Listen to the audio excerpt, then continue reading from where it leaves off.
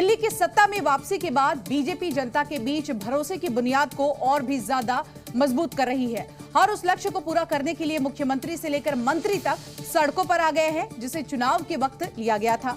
लेकिन इसे धरातल पर उतारने के लिए कुछ चुनौतियां भी है और इन्हीं चुनौतियों का सामना करने के समय परवेश वर्मा अधिकारियों पर बिफर गए और चेतावनी दी। उन्होंने कहा कि जिनकी चर्बी मोटी हो गई है उसकी चर्बी उतार देंगे। सारे अधिकारियों की खाल पिछले 10 साल में मोटी हो गई है, तो उनकी चर्बी को हम लोग जो है निकालेंगे। मंत्री परवेश साहब सिंह का ये आक्रामक अंदाज पहली बार दिखा है। दिल्ली की सड़कों पर विकास कार्यों का जायजा लेने निकले मंत्री जी गुस्से में हैं। जहां गड़बड़ी मिल रही है वहीं अधिकारियों को फटकार लगा देते हैं और ऑन कैमरा अधिकारियों की चर्बी उतारने की बात कह रहे हैं। सारे अधिकारियों की खाल पिछले 10 साल में मोटी हो गई है, तो उनकी चर्बी को हम लोग जो है निकालेंगे। सबको दौड़ा रहे हैं सड़कों के ऊपर में, मैं भी दौड़ रहा हूँ, वो भी दौड़ रहे हैं, तो हमें भी पसीने आएंगे, उनको भी पसीने आएंगे। तो जब उनको पसीने आएंगे तो चर्बी कम होगी, तो खाल पतली होगी, तो काम करना पड़ेगा। दरअसल दिल्ली विधानसभा के अध्यक्ष विजेंद्र गुप्ता ने दिल्ली के चीफ सेक्रेटरी को पत्र लिखा था। उन्होंने कहा था कि अधिकारी विधानसभा सदस्यों के फोन कॉल या मैसेजों का जवाब नहीं दे रहे हैं, जिसके बाद मंत्री परवेश साहब सिंह एक्शन में आए। लापरवाह अधिकारियों के खिलाफ एक्शन लिया गया। पीडब्ल्यूडी के एग्जीक्यूटिव इंजीनियर को निलंबित कर दिया। पटपड़गंज में निरीक्षण के बाद कार्रवाई की। लापरवाही बर्दाश्त नहीं करने का मैसेज दिया।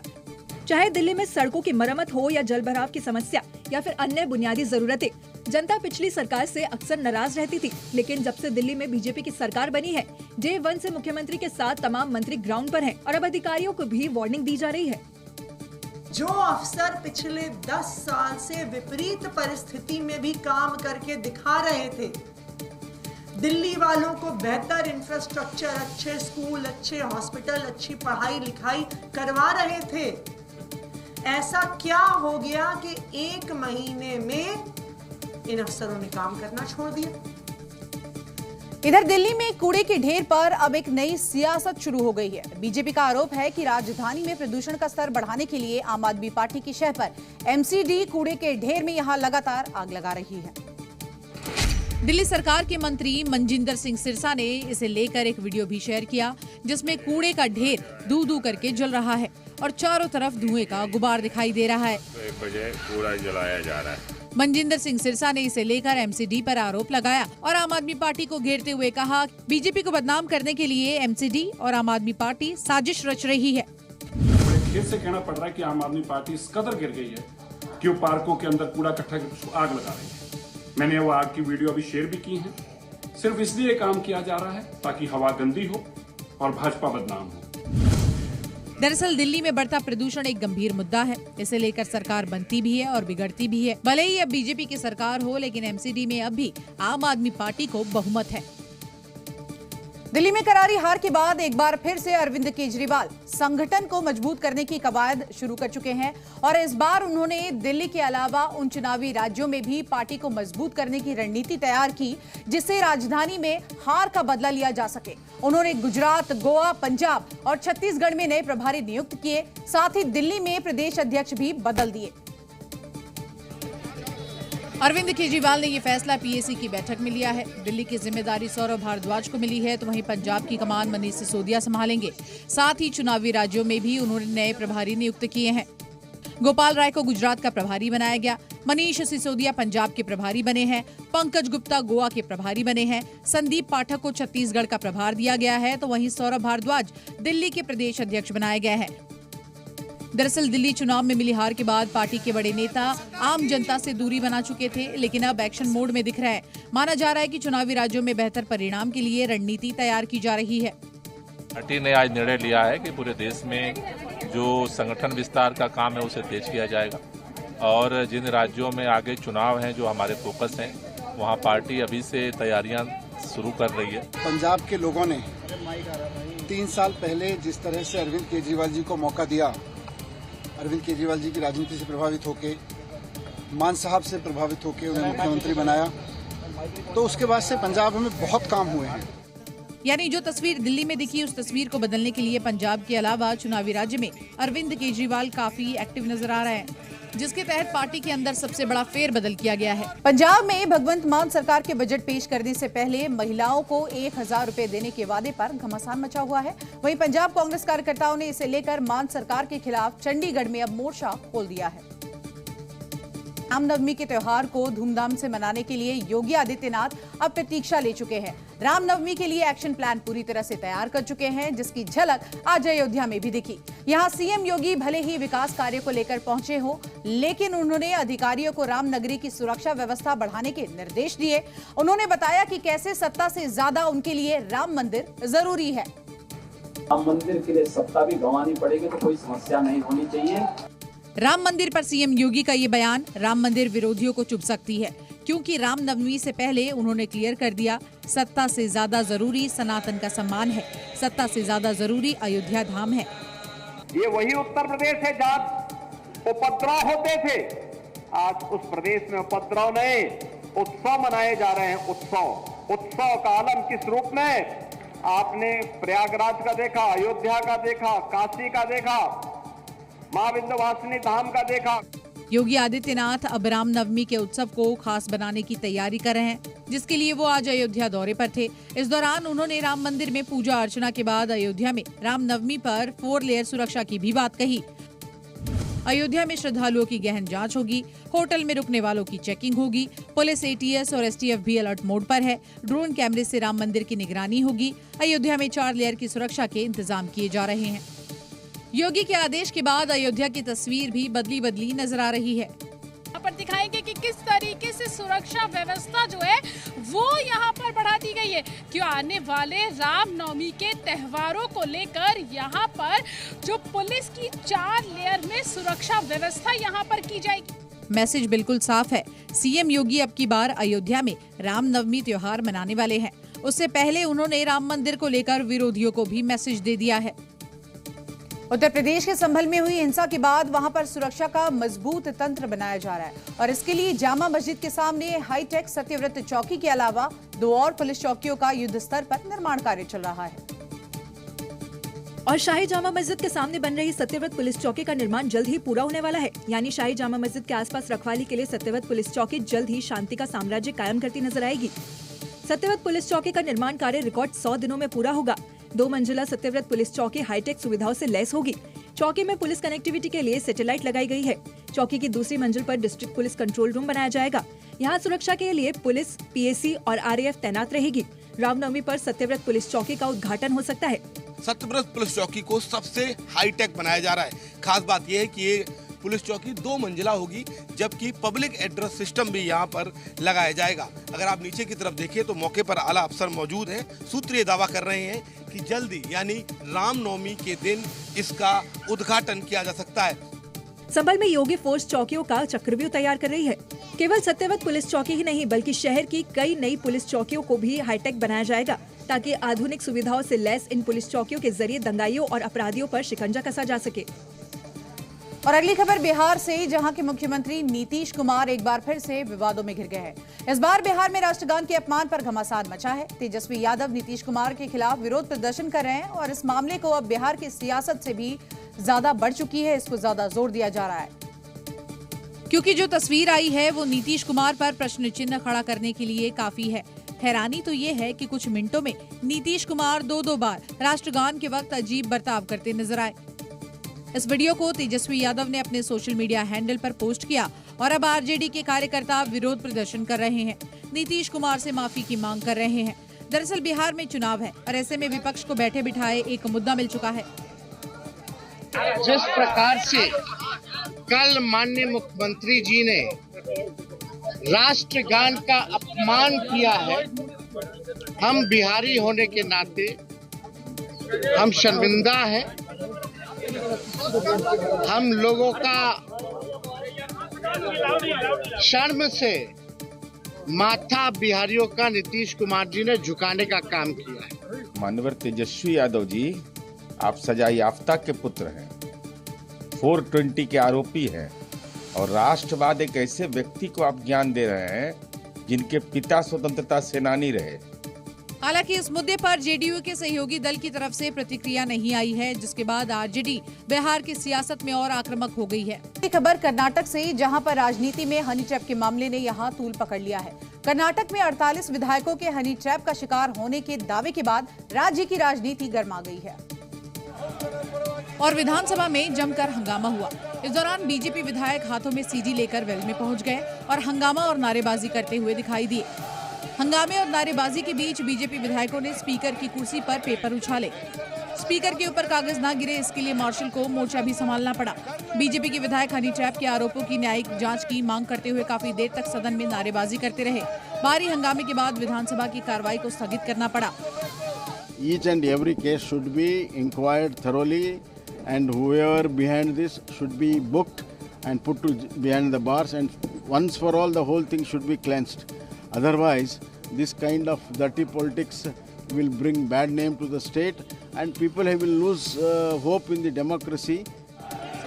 वहीं विधानसभा में विपक्ष के हंगामे, नारेबाजी और मामले की न्यायिक जांच की मांग पर विधानसभा में बोलते हुए मुख्यमंत्री सिद्धरमैया ने कहा कि गृह मंत्री जी परमेश्वर पहले ही मामले की उच्च स्तरीय जांच के आदेश दे दिए हैं और किसी भी दोषी को बख्शा नहीं जाएगा। दरअसल सहकारिता मंत्री KN राजन्ना ने विधानसभा में सनसनीखेज खुलासा करते हुए दावा किया कि कर्नाटक में सत्ता और विपक्ष के 48 विधायक हनी ट्रैप का शिकार हुए हैं, जिसके बाद बीजेपी विधायकों ने पूरे मामले की जाँच की मांग करते हुए वेल में उतरकर हंगामा किया। ओडिशा विधानसभा में सत्ता पक्ष और विपक्ष के बीच चल रहा गतिरोध आज भी जारी रहा। यहां महिलाओं के साथ अत्याचार के मुद्दे पर विपक्षी दलों ने हाउस कमेटी बनाने की मांग की और जमकर विरोध प्रदर्शन और हंगामा किया। ओडिशा विधानसभा की कार्यवाही शुरू होने से पहले ही विधानसभा के बाहर का नजारा कुछ अलग ही नजर आया। आमतौर पर सफेद कुर्ता या शर्ट पहनने वाले कांग्रेस के विधायक काली ड्रेस में सिर पर पट्टी बांधकर प्रदर्शन करते हुए सदन पहुंचे और राज्य में महिलाओं के खिलाफ हो रहे अत्याचार को लेकर सरकार को घेरते हुए दिखाई दिए। विरोध प्रदर्शन के दौरान कांग्रेस के विधायक बीन और घंटी बजाते हुए विधानसभा की परिक्रमा करते भी दिखाई दिए। कुछ कांग्रेस विधायकों के हाथों में बीन थी तो कुछ घंटी बजाकर सरकार से वुमेन क्राइम को लेकर अपना विरोध दर्ज करा रहे थे। इस प्रदर्शन में कांग्रेस की कई महिला नेता भी शामिल हुई। प्रदर्शनकारी कांग्रेस विधायकों ने महिलाओं पर अत्याचार को लेकर सरकार से हाउस कमेटी बनाने की मांग की। हम लोग जो डिमांड किया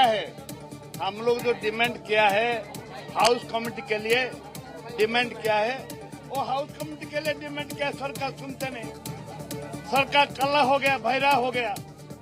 ओ इसीलिए हम लोग कर रहे हैं, हाउस में घंटी मार रहे हैं।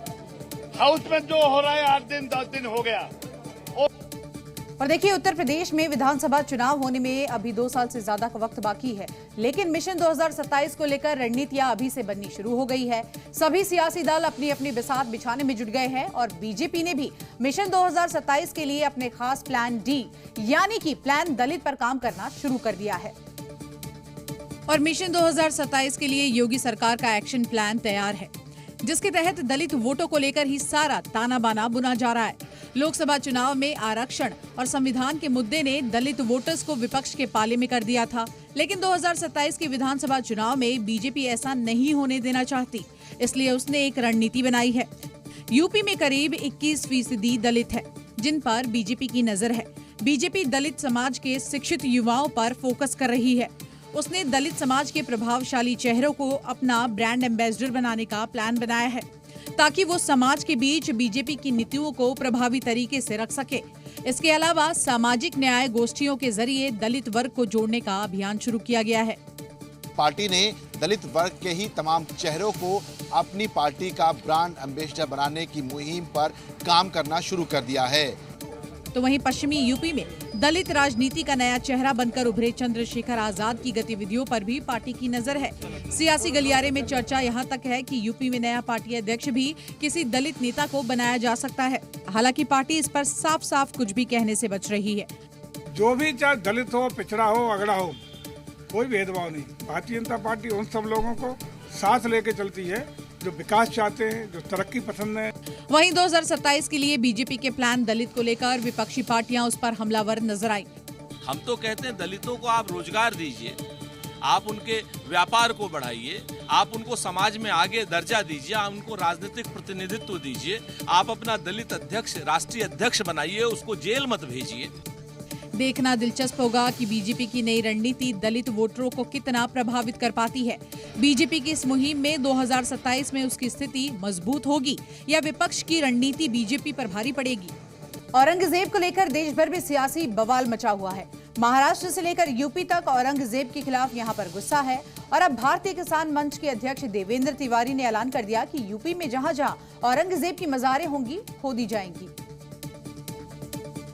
इसके लिए उन्होंने लखनऊ में बीजेपी दफ्तर के बाहर एक पोस्टर लगाया जिसमें लिखा कि यूपी में औरंगजेब का महिमा मंडन बर्दाश्त नहीं किया जाएगा। इस पोस्टर के जरिए साफ संदेश है कि यूपी में औरंगजेब की मजार ढूंढ ढूंढ कर खोदी जाएगी। जिन्होंने देश के हित में कार्य किया है उनका पूरा किया जाएगा, चाहे वो जिस भी वर्ग के धर्म के हों। लेकिन ऐसे जो लोग हैं देश को बर्बाद करने का काम किया है, उनकी जो मजारें हैं वो खोदी जाएंगी। साफ है यूपी में आक्रांताओं का गुणगान, आक्रांताओं का महिमा मंडन नहीं चलेगा, क्योंकि औरंगजेब एक आक्रांता था जिसने भारत को लूटने का काम किया, मंदिरों को तोड़ा। ये सब लुटेरे थे, इतिहास में भी है कि लुटेरे थे। हमें गलत पढ़ाया गया पहले, अब सही चीजें आई हैं सामने कि लुटेरे थे।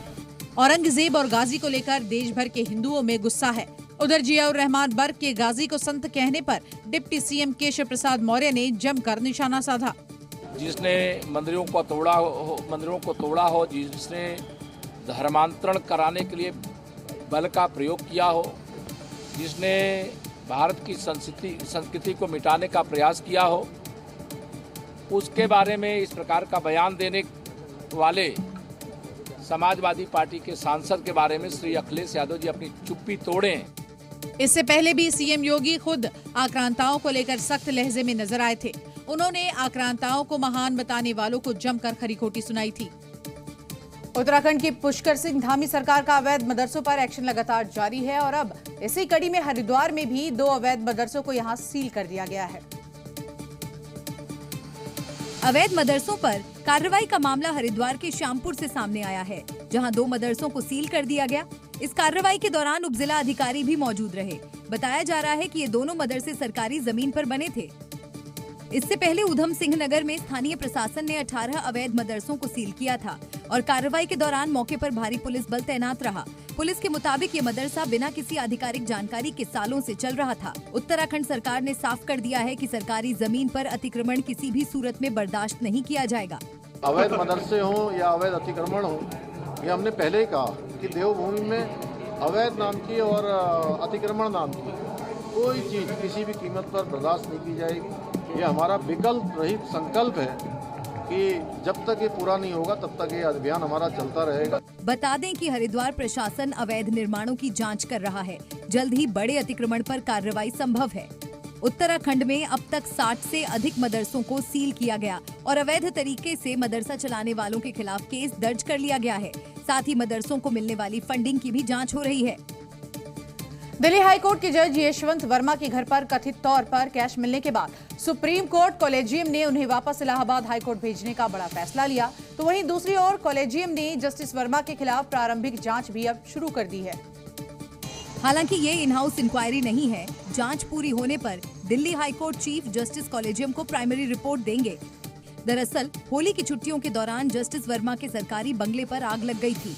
फायर ब्रिगेड की टीम ने जब आग बुझाने गई तब उन्हें कैश मिला था, जिसके बाद मामला बढ़ गया और जज यशवंत वर्मा को वापस इलाहाबाद हाईकोर्ट भेजने का फैसला किया। एक एग्जाम्पल के तौर पे जो इस तरह का केस का करप्शन आता है उसको रिजाइन करवाया जाए और जब तक रिजाइन ना करे उसको जुडिशियल वर्क से अलग रखा जाए। इधर हाईकोर्ट बार एसोसिएशन ने जस्टिस वर्मा के वापस इलाहाबाद ट्रांसफर का विरोध किया है। कथित तौर पर दिल्ली हाईकोर्ट के जज जस्टिस यशवंत वर्मा के घर से नकदी बरामद होने का मामला राज्यसभा में भी उठाया गया, जिसमें सभापति जगदीप धनखड़ ने कहा कि वो इस मुद्दे को लेकर एक तंत्र पर चर्चा करेंगे। I will get in touch with leader of the house and leader of the opposition and find a mechanism for a structured discussion during course of the session. अगली खबर राजस्थान से ही, जहां पर अब विश्वविद्यालयों के कुलपति कुल गुरु कहलाएंगे। बीजेपी के नेताओं ने कुलपति के नाम में पति होने को गलत बताते हुए उसकी जगह गुरु करने की मांग की थी, जिसके बाद इसे पारित कर दिया गया है। क्योंकि राजस्थान में सरकार शिक्षा के माध्यम से भारत का पुराना गौरव लौटाने के लिए काम कर रही है और यही कारण है विश्वविद्यालयों के कुलपतियों का पदनाम बदल दिया गया है। इस बिल को विधानसभा में पास कर दिया गया है। इसके तहत राजस्थान में 32 विश्वविद्यालयों में कुलपति का पदनाम बदला गया। कुलपति को कुलगुरु बुलाया जाएगा, जबकि प्रति कुलपति को प्रति कुलगुरु बुलाया जाएगा। ये बदलाव केवल हिंदी भाषा में लागू होगा, जबकि अंग्रेजी में पूर्ववत ही रहेगा। राजस्थान सरकार के इस फैसले को लेकर अब सियासत शुरू हो गई है। ये यहाँ से शुरू करके दक्षिण तक ये आग ले जाएंगे। अब कोई अंग्रेजी, जिन्हें ये कुलगुरु पढ़ा रहे हैं अपने लड़कों को, सबको अंग्रेजी पढ़ाते हैं। कुलगुरु समझने में बहुत टाइम लगेगा। भले ही इस पर विपक्षी नेता सवाल उठा रहे हों, लेकिन इसके पीछे राज्य सरकार का कहना है कि शिक्षा के माध्यम से सरकार भारत की पुरानी गौरव लौटाने के लिए संकल्पित है। इससे भारत की महान गुरु शिष्य परंपरा का पुनर्जागरण होगा। मेरठ में सौरभ हत्याकांड में हर रोज बड़े बड़े खुलासे हो रहे हैं। पति की बेरहमी से टुकड़े करने वाली मुस्कान ने हत्या की साजिश पहले ही रच ली थी। सौरभ को मारने की स्क्रिप्ट पहले ही लिखी जा चुकी थी। इस वारदात को पूरी प्लानिंग के साथ यहां अंजाम दिया गया था और इसके लिए मुस्कान ने बेहोशी की दवाई खरीदी, बाजार से मुर्गा काटने वाले 2 चाकू खरीदे, लाश को छिपाने के लिए घंटा घर इलाके से एक बड़ा ड्रम खरीदा, ड्रम में शव के टुकड़े करके रख दिए और सीमेंट से भर दिया। इस हत्याकांड को अंजाम देने के लिए पूरी प्लानिंग पहले से तैयार थी। मौत से 3 दिन पहले की ये तस्वीर देखिए, जिसमें मुस्कान अपने पति सौरभ के साथ डांस करती नजर आ रही है। मुस्कान, सौरभ और उसकी बेटी खुशी खुशी एक पार्टी में डांस कर रहे हैं, लेकिन इस खुशी के बीच मुस्कान की बड़ी साजिश थी और उस साजिश को पूरा करने के लिए हर वो सामान जुटाया गया जिससे हत्या के बाद लाश के टुकड़े किए जा सके और उसे ठिकाने लगाया जा सके। मेरठ के इसी सिंगल जी बर्तन वाले की दुकान से मुस्कान ने ठीक इसी तरीके के 2 चाकू खरीदे थे और उन चाकुओं से ही सौरभ की 3 और 4 मार्च की रात को बेरहमी से हत्या की गई थी। ये वही ड्रम है जिसमें सौरभ का शव छिपाया था। इस ड्रम को 4 से 5 पुलिसकर्मी खींचते नजर आ रहे हैं। शव को छिपाने के लिए जिस दुकान से ये ड्रम खरीदा था, हमारी टीम वहीं पहुंची। जी मीडिया की टीम उसी दुकान पर पहुंची जहां से मुस्कान ने ये ड्रम खरीदा था। एक बच्चा फरमान जो यहाँ काम करता है, उसको 1100 का ड्रम ले गई थी। अच्छा ड्रम उन्होंने पूछा किसने ले गया, अनाज के लिए लिया था।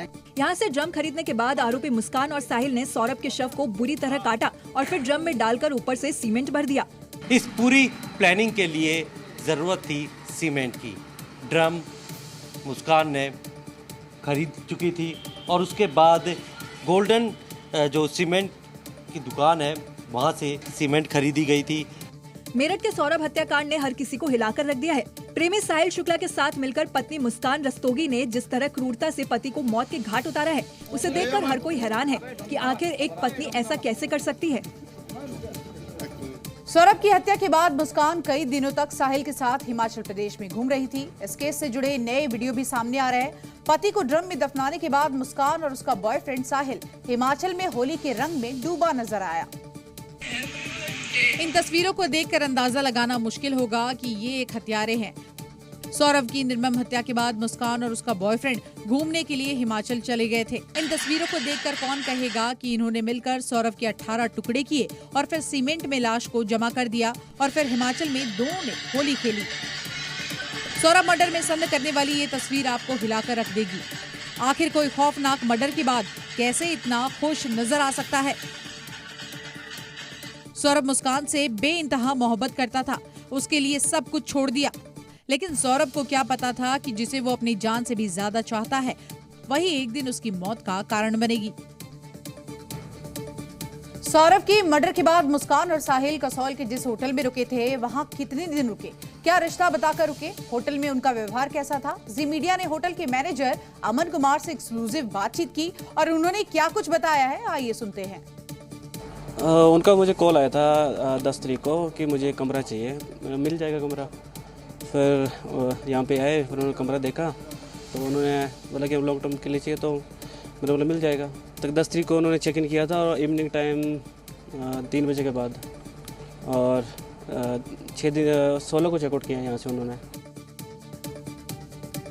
तो यहाँ पर आपने देखा जो होटल का मैनेजर है वो बता रहा था पूरी बात। इन सब के बीच आपको बता दें कि पति की बेरहमी से टुकड़े करने वाली मुस्कान की साजिश कितनी गहरी थी, अब इसे समझिए।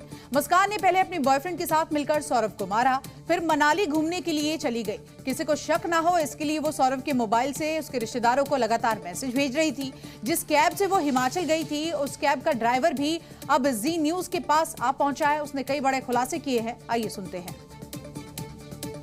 मुस्कान बहुत ही शातिर थी। वो पिछले कई महीनों से सौरभ की हत्या की प्लानिंग कर रही थी।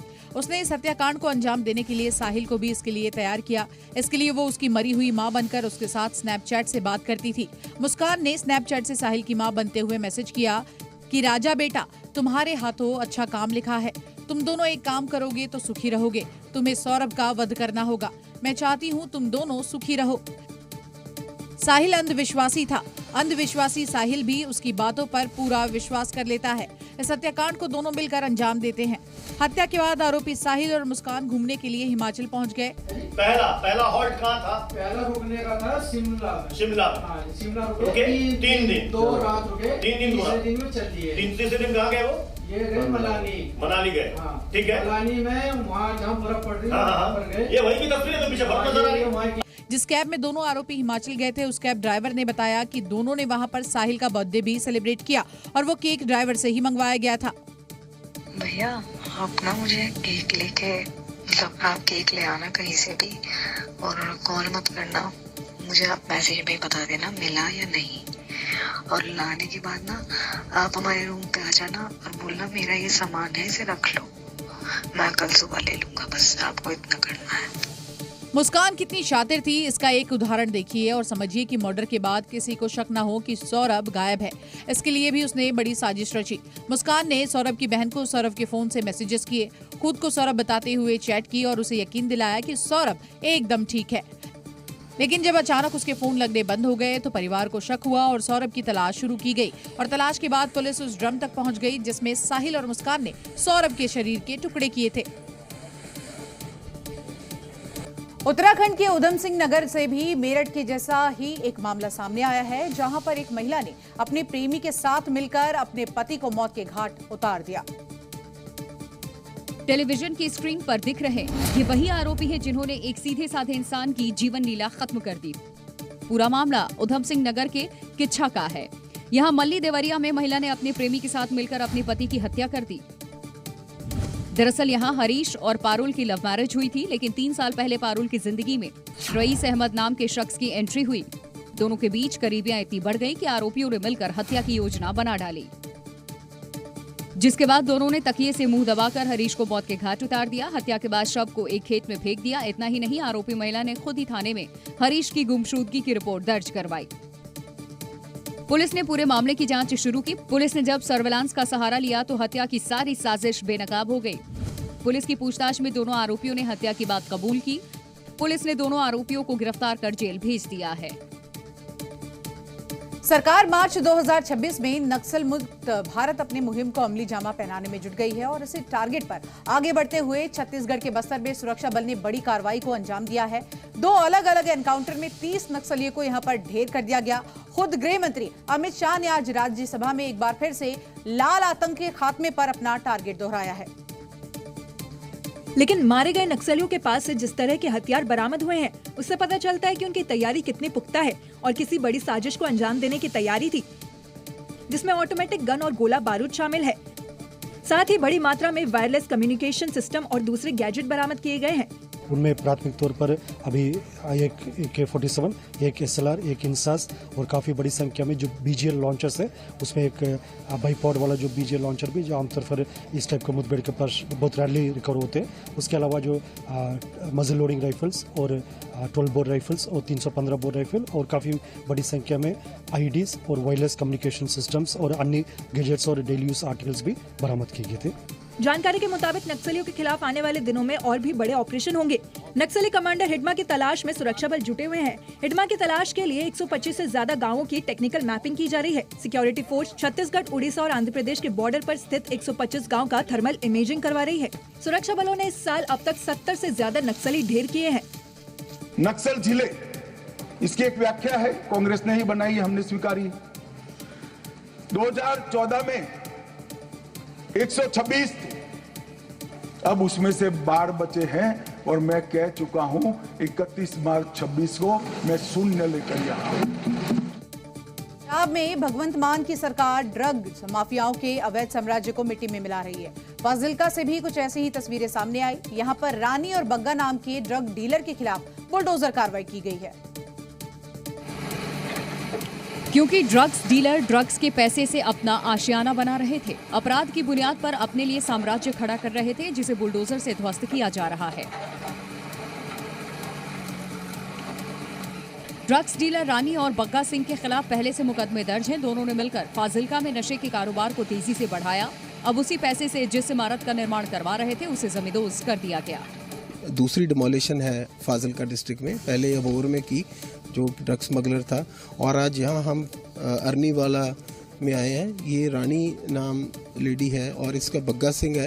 ये दोनों पार्टनर हैं। इनके खिलाफ अलग अलग ड्रग्स के पर्चे दर्ज हैं और इन्होंने ये कंस्ट्रक्शन की है, ड्रग मनी से ही अपना घर बना रहे हैं। पंजाब में 1 मार्च से शुरू इस अभियान में अब तक हजारों ड्रग्स डीलर के खिलाफ मुकदमा, सैकड़ों की गिरफ्तारी और कईयों के अवैध निर्माण को जमींदोज कर दिया गया है। पुलिस दावा कर रही है कि नशे के विरुद्ध पंजाब सरकार का ये युद्ध ऐसे ही चलता रहेगा।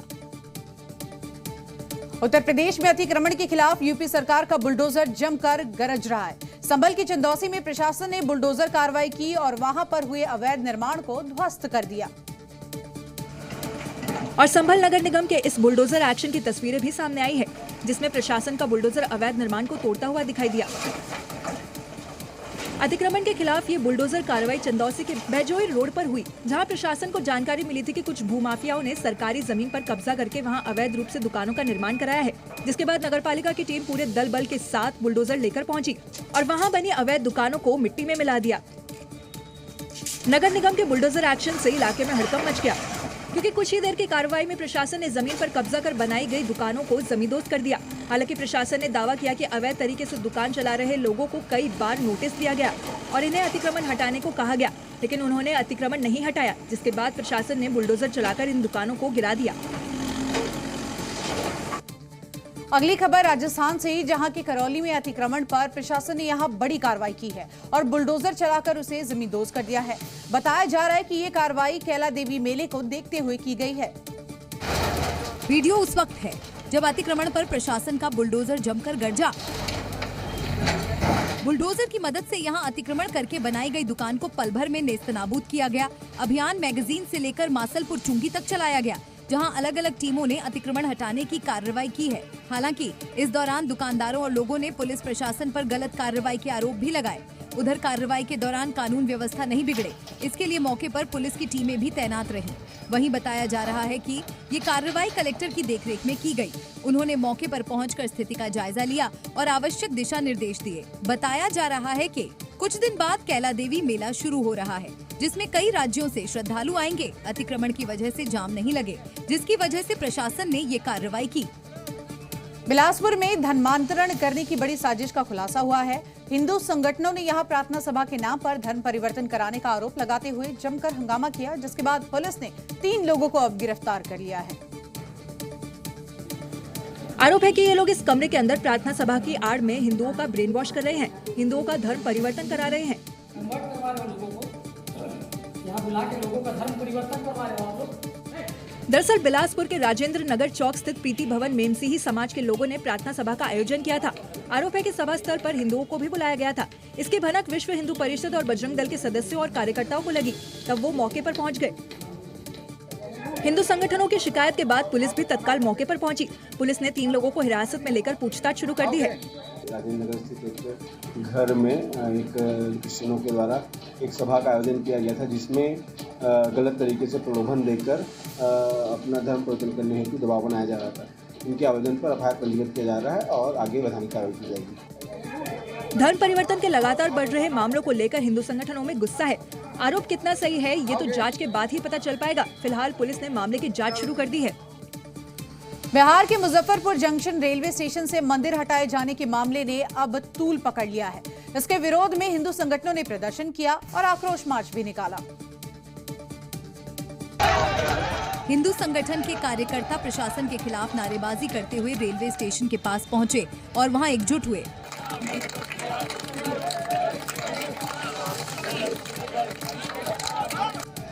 हिंदू संगठन के लोगों ने प्रशासन से स्टेशन परिसर में हनुमान चालीसा पढ़ने की मांग की, जहां एसएसपी पुलिस फोर्स के साथ मौजूद रहे। सभी जगह पे ज्वाइंट ऑर्डर से हमारे ग्रीन साहब के ज्वाइंट ऑर्डर से पुलिस फोर्स और मजिस्ट्रेट की डेपुटेशन किया गया है। सभी पॉइंट्स पे जितने भी फोर्स की रिक्वायरमेंट थी उससे ज़्यादा ही रिड्यूस किया गया है। इसके बाद सैकड़ों की संख्या में प्रदर्शनकारियों ने स्टेशन परिसर में बैठकर हनुमान चालीसा पढ़ी और मांग की जल्द मंदिर की पुनर्स्थापना की जाए।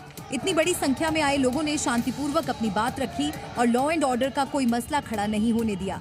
हम लोग का मांग है कि हमारे ध्वस्त की गई मूर्तियों को वापस कीजिए, मंदिर का पुनर्स्थापना उसी जगह पर। दरअसल मंदिर हटाए जाने के विरोध में हिंदू संगठनों ने मुजफ्फरपुर शहर को बंद रखने का आह्वान किया, जिसका असर भी दिखा दिया। हिंदूवादी संगठन के सदस्य जुलूस के रूप में मुजफ्फरपुर की सड़कों पर निकले। इसे लेकर पुलिस फोर्स की भी तैनाती की गई। अगली खबर पुणे से, जहां पर टेम्पो ट्रैवलर में आग लगने की वजह से 4 कर्मचारियों की मौत के मामले में चौंकाने वाला खुलासा हुआ है। पहले इसे दुर्घटना माना जा रहा था, लेकिन पुलिस जांच में ये पता चला है कि ये आग किसी हादसे का नतीजा नहीं है, बल्कि जानबूझकर लगाई गई थी। आग का गोला बनी ये गाड़ी पहली नजर में दुर्घटना माना जा रहा था। 4 लोगों की जलकर मौत को हादसे का नाम दिया जा रहा था, लेकिन जब पुलिस ने जांच आगे बढ़ाई तो चौंकाने वाले खुलासे होने लगे। पुणे के हिंजेवड़ी में टेम्पो ट्रैवलर का ड्राइवर हर दिन की तरह कर्मचारियों को लेकर ऑफिस जा रहा था, लेकिन रास्ते में उसने अचानक स्टीयरिंग मोड़ दी और तेज रफ्तार ट्रैवलर सड़क किनारे जा टकराया, जिससे गाड़ी में आग लग गई। पुलिस के मुताबिक आरोपी ड्राइवर ने जानबूझकर गाड़ी में आग लगाई। दावा है कि वेतन नहीं बढ़ने से ड्राइवर नाराज था, दिवाली बोनस नहीं मिलने से खफा था। ऑफिस स्टाफ से इसको लेकर विवाद भी चल रहा था और फिर साजिशन उसने घटना को अंजाम दे दिया। इस घटना में आग लगने से प्राइवेट कंपनी के 4 कर्मचारियों की जलकर मौत हो गई, जबकि कई लोग झुलस गए, तो वहीं कुछ कर्मचारियों ने कूदकर अपनी जान बचाई। इस घटना में पुलिस ने अनुमान लगाया था कि आग शॉर्ट सर्किट की वजह से लगी होगी।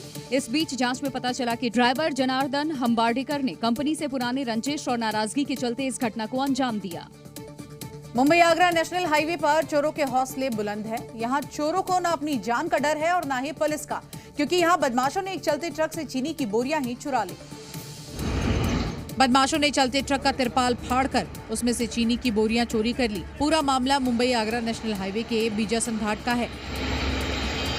जानकारी के मुताबिक ट्रक चालक महाराष्ट्र से चीनी से भरा ट्रक इंदौर लेकर आ रहा था। इसी दौरान महाराष्ट्र एमपी बॉर्डर पर बीजासन घाट के पास बदमाश चलते वक्त ट्रक पर चढ़ गए। बदमाशों ने ट्रक का तिरपाल फाड़कर उसमें से चीनी के बोरे चुरा लिए। जैसे ही चालक ने ट्रक को रोका तो बदमाशों ने पत्थरबाजी कर दी और मौके से फरार हो गए। सूचना के बाद मौके पर पहुंची पुलिस ने आसपास छापेमारी की और कुछ चीनी के बोरे बरामद किए। हालांकि पुलिस को देखकर चोर मौके से फरार हो गए। उत्तराखंड के हरिद्वार से दबंगई की एक तस्वीर सामने आई है, जहां पर बिजली बिल वसूलने गए जेई पर स्थानीय लोगों ने हमला बोल दिया। यहां तक कि एक शख्स कैमरे के सामने ही अधिकारी को थप्पड़ मारने लगा। तस्वीर बेहद हैरान करने वाली है। बिजली विभाग के अधिकारी बकाया बिल देने की अपील कर रहे थे, लेकिन मोहम्मदपुर गांव के स्थानीय लोग आक्रामक हो गए। पहले तो अधिकारी और कर्मचारियों को धमकी दी और फिर हाथ चला दिया। बताया गया कि बकाया बिल नहीं जमा करने वालों को कनेक्शन काटने की चेतावनी दी जा रही थी। इसी बात से स्थानीय लोग गुस्से में आ गए और बकाया बिल वसूलने गए जेई के साथ मारपीट करने लगे। अरे आप मार कैसे रहे? सब मार कैसे रहे? आप मार कैसे रहे? क्यों? लक्सर के मोहम्मदपुर गांव में हुई इस घटना से बिजली विभाग के अधिकारी और कर्मचारी काफी नाराज हैं। मारपीट करने वाले आरोपी के खिलाफ कार्रवाई की मांग कर रहे हैं, तो वहीं पुलिस का कहना है वीडियो के आधार पर शिकायत दर्ज कर ली गई है। आरोपियों के खिलाफ सख्त एक्शन लिया जाएगा। बिजली कर्मचारी पर हमला करने वालों को बख्शा नहीं जाएगा। और अब आपको अवैध शराब पर बुलडोजर एक्शन की तस्वीरें दिखाते हैं, जो कि छत्तीसगढ़ के राजनांदगांव से आई है। यहाँ करीब 2 करोड़ के अवैध शराब पर रोड रोलर ही चला दिया गया है। बुलडोजर एक्शन की ये तस्वीर शराब माफियाओं को चेतावनी देने के लिए काफी है, जो अवैध तरीके से ब्रांडेड शराब की बोतलों में नकली शराब भरकर मार्केट में सप्लाई करते हैं।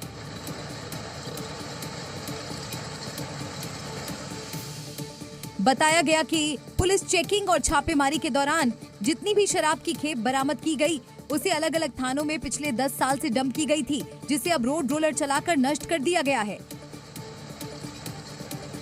पुलिस के मुताबिक करीब 40,000 लीटर शराब बरामद की गई थी, जिसकी कीमत करीब 2 करोड़ रुपए है, जिसमें लोकल और विदेशी शराब भी शामिल है। बताया ये भी गया कि माफिया शहर में नकली शराब की सप्लाई भी करते थे, जिनके खिलाफ पिछले कुछ साल में ताबड़तोड़ कार्रवाई की गई और अब उन शराब को मिट्टी में मिला दिया गया है।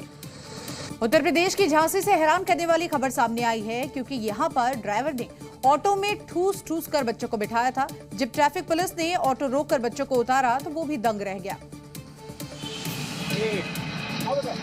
क्योंकि ऑटो में 4 या 5 नहीं बल्कि पूरे 14 बच्चे बैठे थे। वीडियो में दिख रहा है कि चौराहे पर किस तरह से ट्रैफिक पुलिस का जवान बच्चों को ऑटो से उतरने को कह रहा है।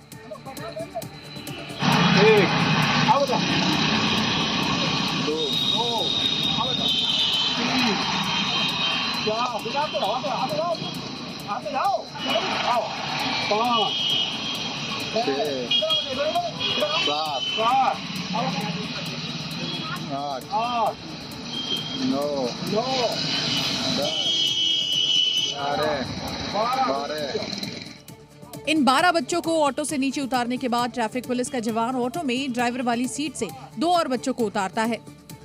13, 14। यानी इस ऑटो में पूरे 14 बच्चे बैठाए गए जो कि स्कूल जा रहे थे। एक ऑटो में बच्चों को इस तरह से ठूस कर ले जाना गैर कानूनी होने के साथ साथ बच्चों की जिंदगी से खिलवाड़ करने जैसा भी है। हालांकि ट्रैफिक पुलिस ने कार्रवाई करते हुए आरोपी ऑटो ड्राइवर का चालान काटा है। बिहार के वैशाली में आग का तांडव देखने को मिला। यहाँ देखते ही देखते कई घर जलकर राख हो गए और ये आग इतनी भयानक थी कि पूरे इलाके में अफरा तफरी मच गई, जिसमें 2 लोग गंभीर रूप से झुलस गए हैं। आग इतनी तेजी से फैली कि दर्जनों घर जलकर खाक हो गए। इस भीषण आग ने कई परिवारों को बेघर कर दिया। वीडियो में देख सकते हैं, चारों ओर सिर्फ आग ही आग नजर आ रही है। आसमान तक धुएं का गुब्बार छा गया। लोग घरों से बाहर भाग रहे हैं। इस भयानक आग में मवेशी जलकर मर गए, वहीं 2 लोग अफरा तफरी के बीच गंभीर रूप से झुलस गए। आग लगते ही मौके पर फायर ब्रिगेड की टीम गाड़ियां लेकर पहुंची और घंटों की कड़ी मशक्कत के बाद फायर ब्रिगेड की टीम ने आग पर काबू पाया, लेकिन तब तक कई घर जलकर राख हो चुके थे। बताया जा रहा है कि आग एक घर में लगी थी, लेकिन तेज हवा के कारण कुछ ही मिनटों में आसपास के घरों में फैल गई। फिलहाल प्रशासन ने आग लगने की वजह की जांच में जुटा हुआ है। और देखिए, स्टंटबाजी का खुमार आजकल लोगों के सिर चढ़कर बोल रहा है। खबर यूपी के नोएडा से है, जहां पर कार सवार युवक ने बीच सड़क पर ही जमकर स्टंटबाजी की है।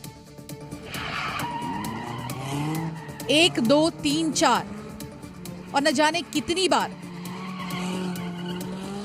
इस कार सवार ने स्टंट करते हुए ड्रिफ्टिंग की। वीडियो में दिख रहा है कि कार लगातार घूमती नजर आ रही है, कभी सड़क के इस पार तो कभी उस पार। तेज रफ्तार के साथ कार लगातार चक्कर काट रही है। पर गौर करने वाली बात यह है कि ना तो ये रेसिंग ट्रैक है और ना ही यहाँ पर इतनी जगह है कि ऐसे खतरनाक स्टंट कार पर किए जाए। दूसरी तरफ एक कार इस इंतजार में खड़ी है कि ये जानलेवा स्टंट रुके तो वो आगे बढ़े। अगर यहाँ थोड़ी सी भी चूक हो जाए तो क्या से क्या हो सकता था।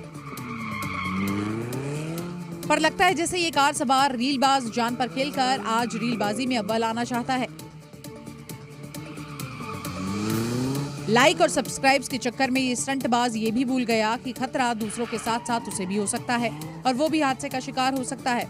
फिलहाल कार से ड्रिफ्टिंग का ये वीडियो तेजी के साथ वायरल हो रहा है। अब बस उम्मीद यही की जा रही है कि ट्रैफिक पुलिस इस पर कोई ऐसी कार्रवाई करेगी जिससे ऐसा करने वालों को सबक मिलेगा।